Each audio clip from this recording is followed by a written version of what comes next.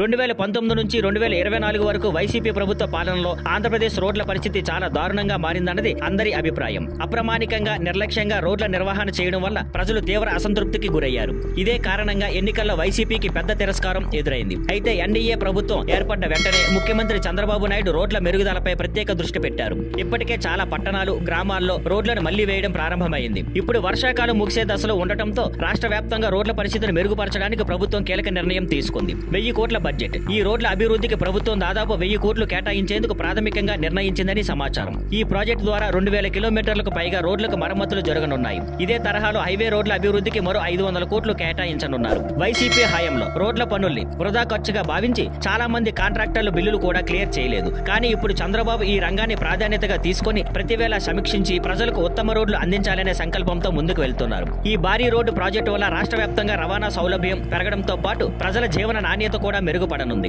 ఇది YCP పాలనతో NDA పాలన తేడా ఏంటో చెప్పే ప్రధాన ఉదాహరణగా మారనుంది. Thank you for watching. Please like, share and subscribe.